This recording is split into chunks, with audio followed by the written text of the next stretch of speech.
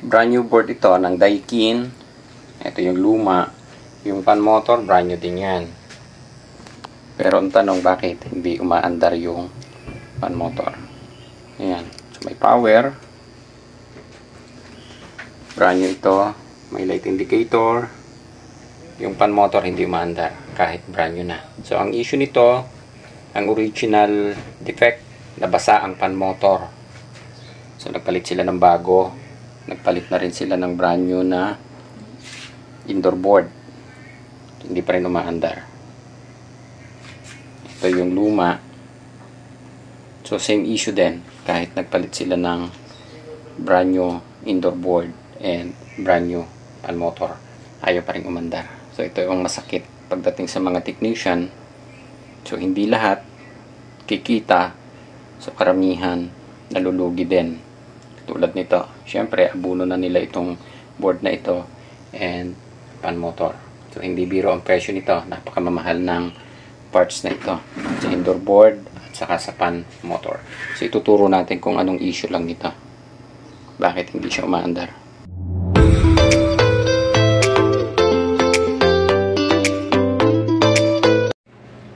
Okay, good day. Meron akong board na chine-check dito, Daikin. So, isi-share ko lang sa inyo yung naging issue. Ayan o. Pag binuhay natin siya, okay, may power siya. Ito, ang problem, hindi umaandar yung fan motor. So, itong board na ito is from Oriental Mindoro, Palapan. So, pinadala dito. So, ang medyo masakit-sakit, yung board na ito, brand new na, pinalitan na nila. Ito yung luma, nandito din. Then, yung fan motor, pinalitan na rin ng bago. So, ang issue, hindi pa rin umaandar yung fan motor. Kaya, medyo masakit kasi gastos. Ang original na ginawa nila dito is naglinis lang sila. Nag-cleaning. So, syempre, barya-barya lang kita doon sa cleaning. Ang nangyari, hindi natin masabi kung aksidente. Nabasa ang fan motor. So, in short, nasira ang fan motor. So, ang ginawa nila, nagpalit na sila ng bagong fan motor. Then, hindi umandar. So, ang ginawa, nagpalit na rin sila ng bagong indoor board. Ang masakit nito, hindi pa rin umandar. So, hindi biro ang presyo. Kaya, isi-share natin yung naging problema. Ayan. So, eto, umpisahan muna natin ulit sa basic para madali lang nating masundan, ano? So, ang fan motor natin, kapag ang fan motor natin is katulad nito. So, 5 terminal. I-off ko lang muna. Yung kapag 5 terminal ang fan motor natin, ito medyo delikado lalo na sa nag-cleaning. So, talaga dapat tinatanggal, binabalutan dahil itong fan motor na ito, meron siyang electronic parts na nasa loob nito ng fan motor mismo. So, kapag napasukan siya ng tubig, hindi siya katulad nung mga AC fan motor na winding lang yung nasa loob. So, kahit mabasa, hindi siya, nasisira din siya, pero hindi katulad nito. Once na pinasok ng tubig, dahil may electronic board, nasisira siya. So, sa troubleshooting, yung tinuturo lagi natin is ang supply ng fan motor natin, meron tayong dalawang tinitingnan. Okay? So, yung isang 310 volts na DC and yung isang 15 volts na DC. Okay, so sa 5 terminal, 1, 2, 3, 4, 5. So yung nasa gitna, usually ito is ground. Ayan, ground. Ito is positive, positive, positive, positive. So ito yung pinaka-feedback o control ng system. Yan, galing sa system to. Yung dalawang terminal. Pero ang supply na tini-check lang lagi natin is yung isang 15 volts at saka yung isang 310 volts. So sa issue nito, i-on natin. Yan, so hindi ko muna ikinabit yung fan. set lang sa DC. Ayan. So katulad na sabi ko sa inyo, yung isa is negative. Ayan. So yung ayan. So 313. May nakuha tayong 313. So yung kabila, dapat may makukuha tayo 15 volts. Yan. So nasa 18 volts siya dahil naka-unload yung ating pan motor.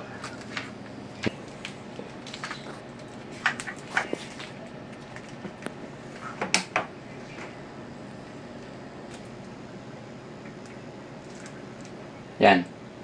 So ito yung 15 volts natin ah. So meron tayong 310, meron din tayong 15 volts. So yung unang paa, ito yung 310. Yan. So 313 yung nakuha natin. So ibig sabihin, meron tayo nitong dalawa na to. Ang tanong lang natin, bakit hindi kaya maandar yung pan?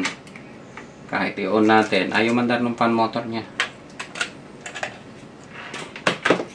Yan. Wala, patay. Yung masakit-sakit ngayon dahil napabili nga sila ng pan and hindi pa rin umandar. Okay. So, ito yung 300 tawag dito. Yung 310 volts kasi niyan is direct yan papasok doon sa kulay red natin. Then, papasok doon sa pinaka-indoor board natin na nasa loob ng pan motor. Then, kung titingnan mo kasi yan dito sa likod, ayan ah. So, yung supply na ito, usually lagi, naka-direct. Tingnan nyo ito. Yung supply na yan. Yung unang terminal na to, itong ginuhitan ko na to. Galing na doon mismo sa capacitor na to. Ayan. So, direct siya. Then, ito na yan. Yung kulay red na to. Diretso yan dito. So, hindi siya umaandar. Kasi usually, ito, mapapansin nyo, kung aaralin nyo yung board, simula dito sa terminal ng capacitor na to, dumiretso na kaagad siya doon sa socket or dito sa socket na to. Then, diretso sa pan motor. Wala siyang dinaanang protect dito. Yan. So, dapat sana naglagay man lang siya ng isang fuse dito sa area na to. Then, kung magkaroon man ng problema ang pan, hindi madamay si board or maprotektahan ang board. Ayun. So, ang nangyari nga, napabili sila nitong board, napabili ng pan. Ang issue, hindi pa rin umaandar. So, napakasimple ng problema. Ito, oh. Maniniwala ba kayo na ang problema niya ay itong socket na ito? Ayan. So, tatanggalin natin, ah. Itong socket na to kasi kulay red. Pero, magkamukha din yan. Pwede nyo i-direkta. Para lang ma-check nyo.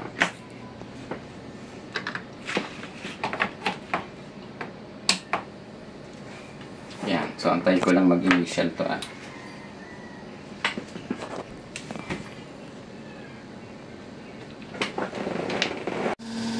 Ayan, oh, umaandar na yung pan. Ayan. Kahit hindi pa siya, naka-initial pa lang siya, yung pan natin, umaandar na. Ayan. So, magre-red pa ito. Mag-stop pa tong orange na ito. Then, maglalabas yung red. Dahil hindi nakakabit yung outdoor natin, so, magbiblink siya dahil nadidetect niya yung outdoor. Pero yung pan natin, umandar na. Ayan o. Okay. So, ang ginawa ko, nilipat ko lang yung terminal. Ayan, maandar na siya. So, yung sabi ko nga sa inyo kanina, i-off ko ah. Ito, naka-direct, diba? Mapapansin nyo. from positive 310 volts direct to doon sa terminal. So gumamit siya nitong socket na ito. May purpose siya. Hindi lang dahil parehas na siya ng terminal, bakit hindi i-direct doon. So may mapapansin kayo, ano to? Yan, oh. Merong isang nakabalot. Yun. So dahil ang issue nito, kaya kinuha ko muna yung history. Ang sabi nila dito sa pan motor na ito is nabasa, then namatay ang pan motor, hindi na nag-start. Kaya sabi ko, nag-protect dapat. Kaya nga, kung titingnan nyo naman to, wala namang protection. Direct. Ang protect niya nandito, yun o. Nakikita nyo itim. Ito yan. Kukuha tayo ng tatanggalin na natin tong cable tie muna.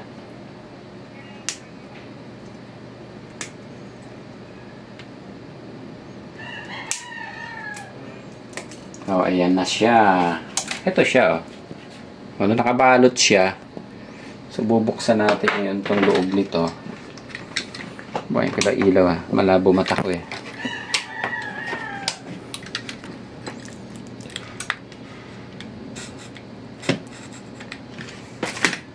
Tatanggalin ko lang yung balot. Yan. So, ito yung protection, oh.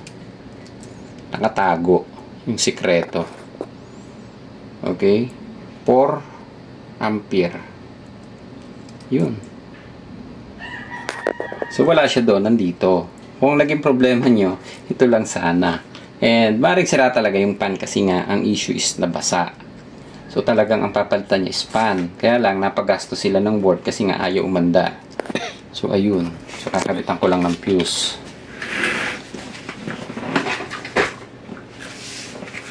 Pinahaba ko lang, ha, ng konti. Parang medyo may thrill naman. Okay. Kakabit natin. So, glass na fuse na yung ginamit ko. Then, ito yan, oh. So, dahil ang issue, nagkaroon ng problema yung pan, nag-protect. Ayan, oh, open. Wala. Ito ngayon, meron na to. Simula doon sa kulay red. At saka, ito. Yun, oh. Meron na. So, ibig sabihin, naandar na siya. Ayan. So, nakaprotect. Tanggalin yung socket. Pwedeng, pero mas maganda kasi ibabalik nyo talaga yan. Kakabitan nyo ng fuse kasi protection niya nung protect. Kaya lang, ewan ko kung makakatulong yung protection kasi sa 310 nakakabit, eh. Yan. So, kinabitan ko lang. Antayin natin umandar, ha.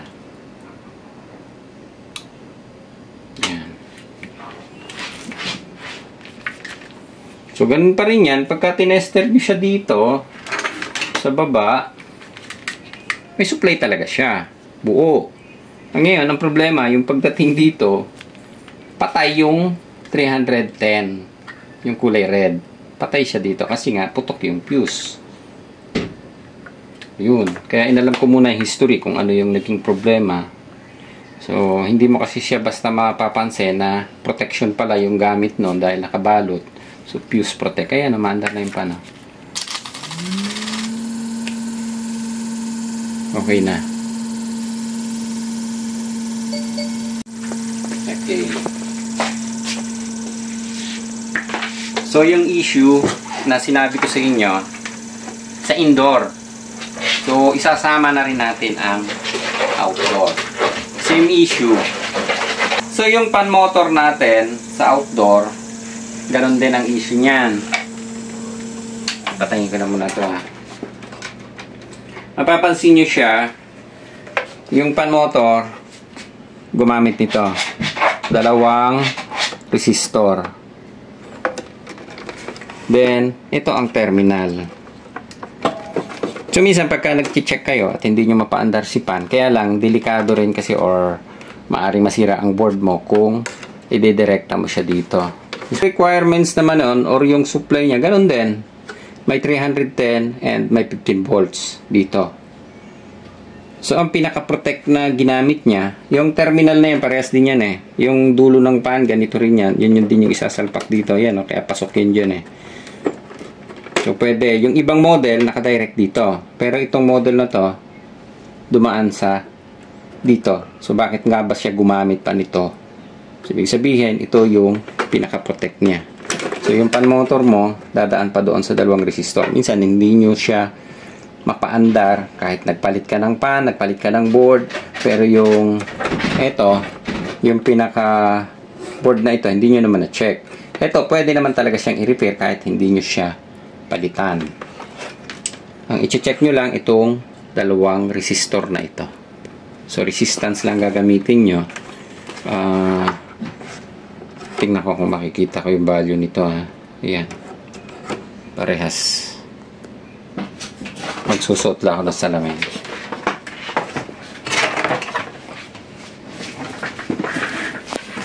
Okay, bye. Ayan, nagsuot lang ako ng salamin. Makita yung value eh. Yun, 10 ohms. So, may dalawang 10 ohms na resistor yan dito. Pwede nyo siyang palitan. So, ito yung pinaka-protect niya. Pero, yung ibang design niyan, direct na siya dito. Pwede naman siyang i-directa kung titestingin nyo. Kaya lang, dapat kung sure kayo na buo yung pan motor nyo. Pero kung may damage ang pan, so, pinakamaganda, pabalik nyo siya dito para hindi siya masisira ang pan or hindi masisira ang board kung may aberya man siya. So, protect niya itong dalawang resistor na ito na 10 ohms. So, ganoon din ang connection nito. Nakakabit siya doon sa 310. Ayan. Sukatan nga natin para makita natin kung tama.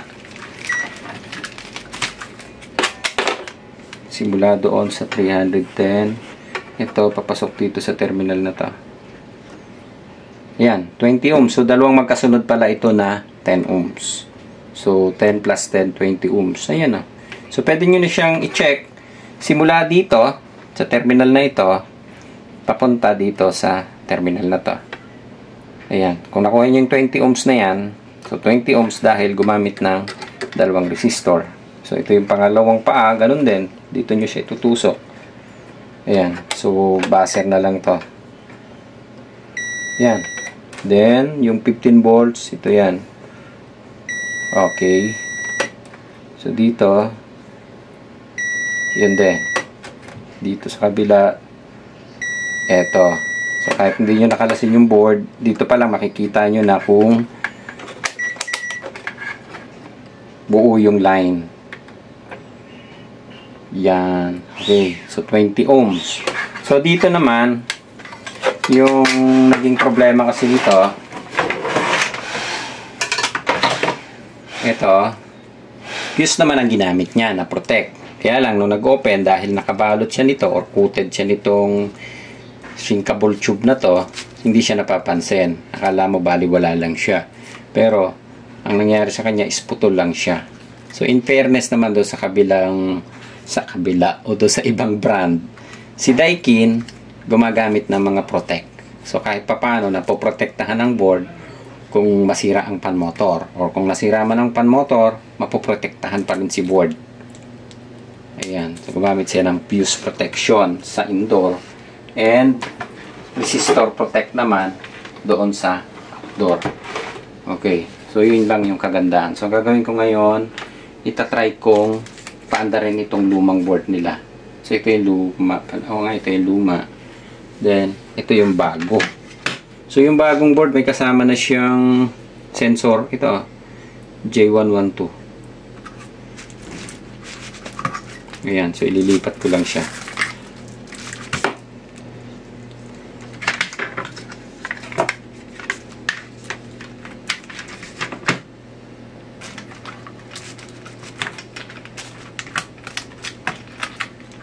Yung original na board niya mismo, hindi nakakabit to. Pero pwede yata nakatanggal to. Pero yung iba, hindi ko lang alam kung aandar. wala nang nakakabit na jumper.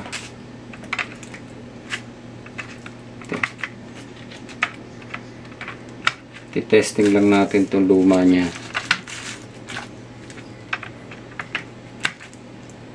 Control. Ito. Yan. So, ayan. May power din naman siya. Then, supply. Check lang din natin kung meron.